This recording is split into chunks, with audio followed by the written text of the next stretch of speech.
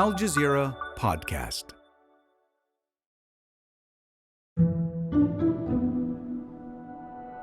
Tell me if this story sounds familiar. A former world leader is facing years in prison for crimes he allegedly committed while in office. The court handed down its ruling in his absence for illegally selling state gifts. He's not a typical politician. In fact, he started out as a celebrity. His face was everywhere on TV. He gained notoriety for his playboy lifestyle and multiple high-profile marriages. In the early 90s, he was hanging out with rock stars and royalty. He came to power on a populist wave. His followers are true believers. Then it all came crashing down. And now he's saying he's the victim of a conspiracy by the U.S. political establishment to topple him. The man behind the headlines, not one Donald J. Trump, but Imran Khan. Imran Khan is Pakistan's former prime minister who has been convicted of corruption. There are more than 150 cases against him, and last week he was barred from running for office for 5 years.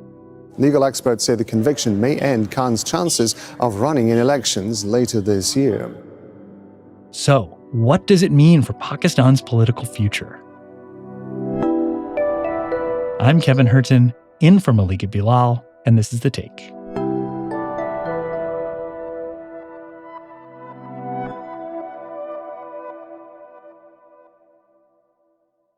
My name is Abid Hussain. I am the digital correspondent for Al Jazeera English. I'm based in Islamabad, Pakistan.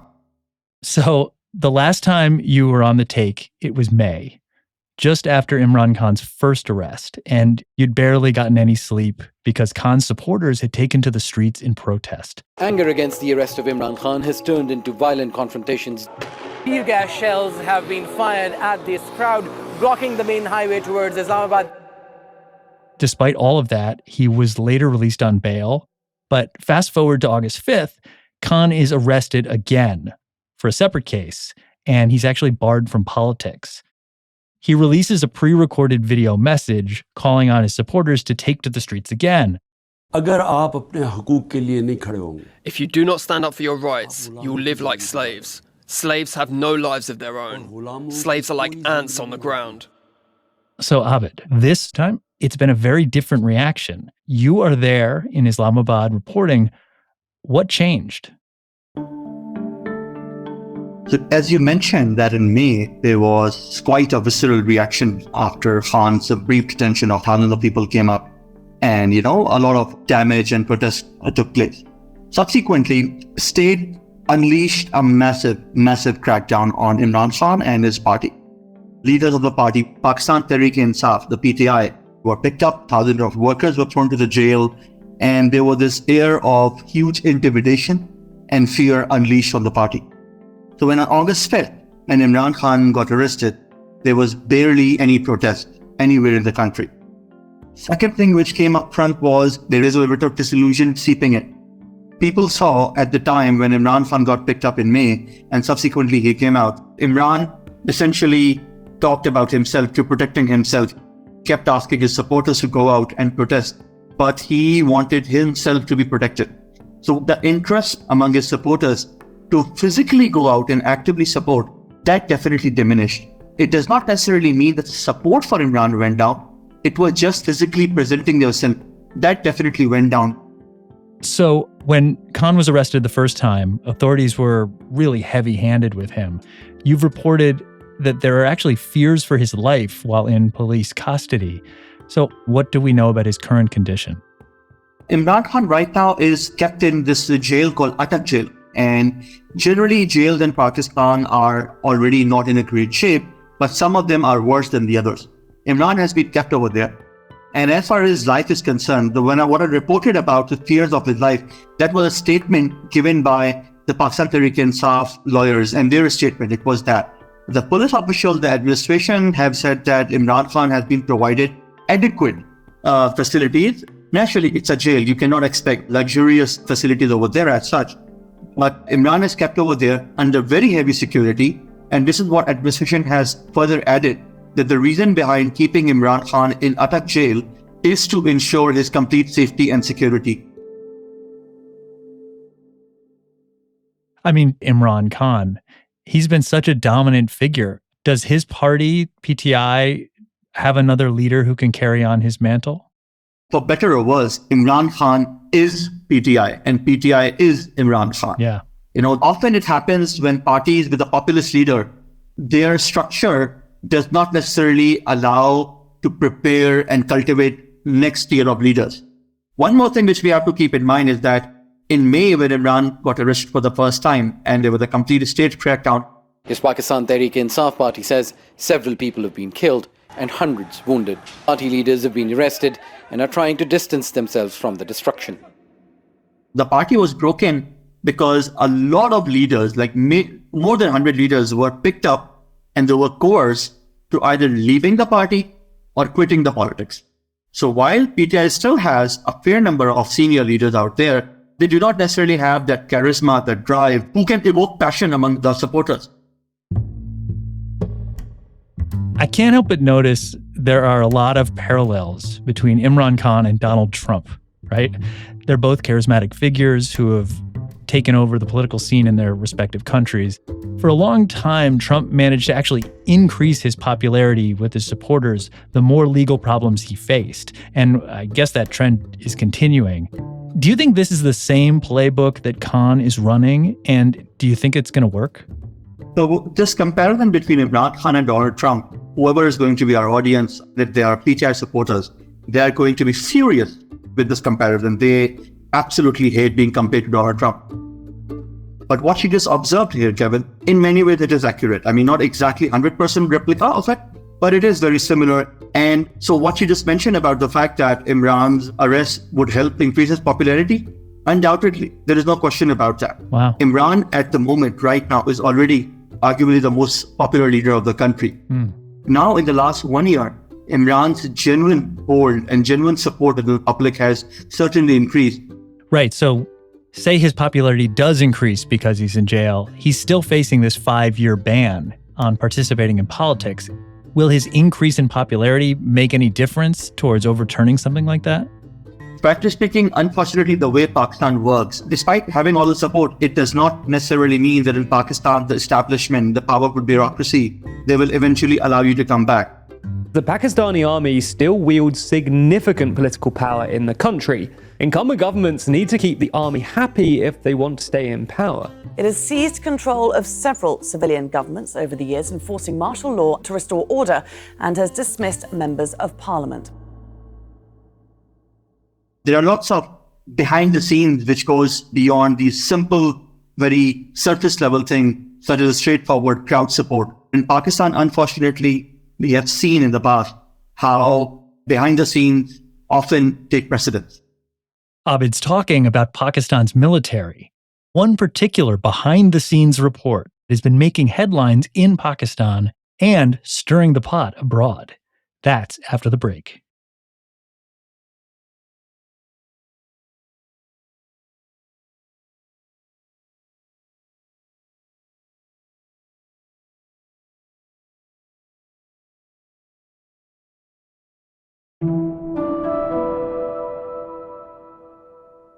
Since Imran Khan's fall from power began in 2022, he has insisted there was a deep state conspiracy against him at the behest of the United States.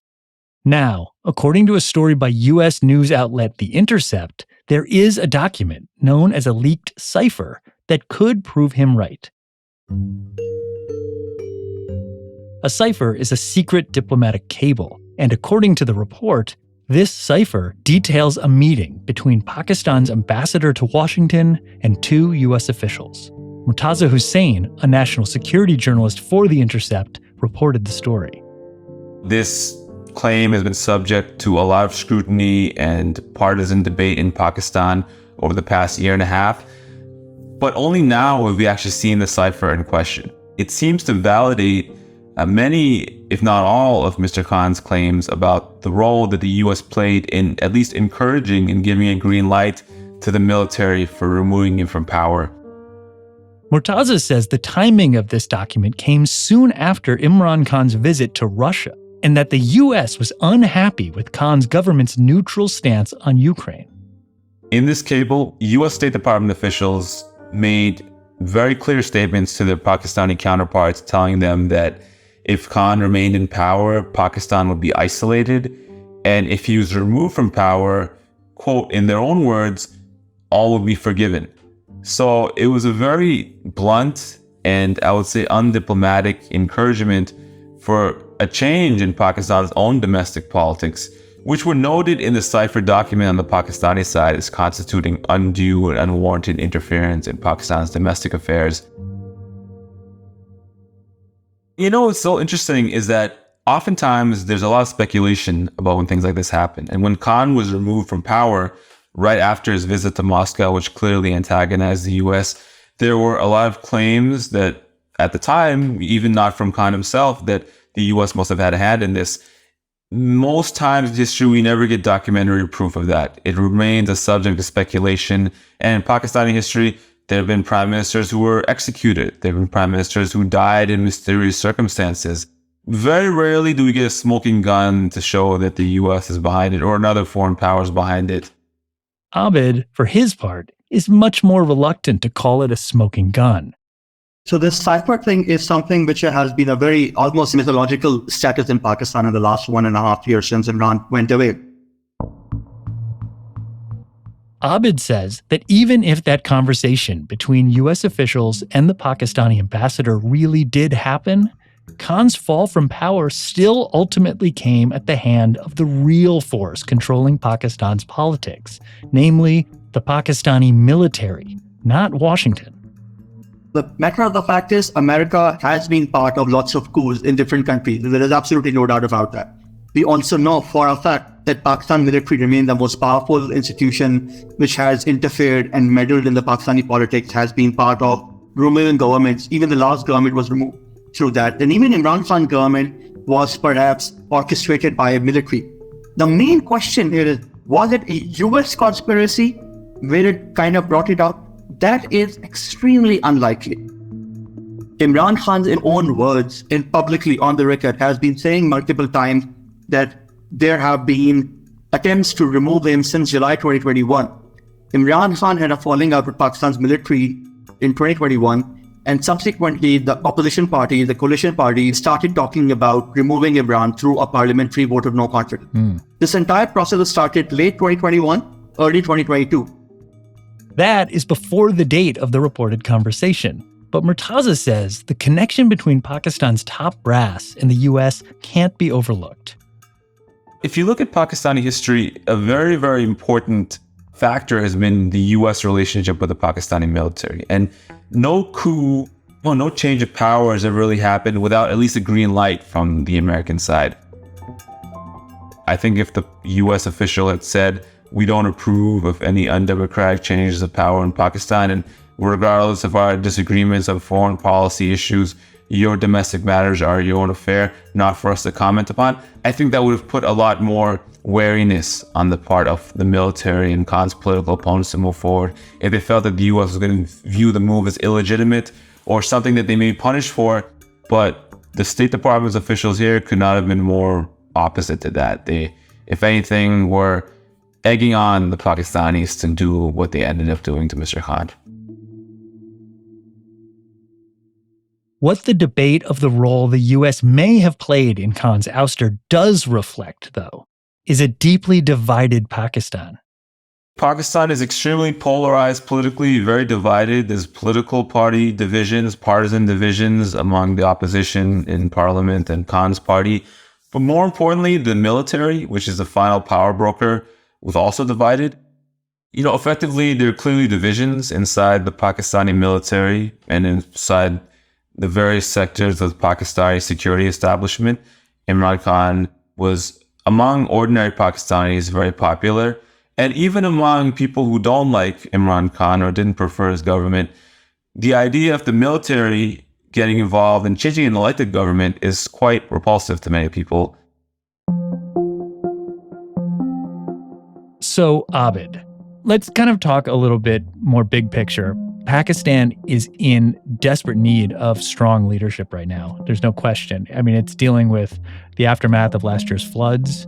It just got an IMF bailout. There are security concerns. I mean, the list goes on and on. Now, add to that organizing a national election.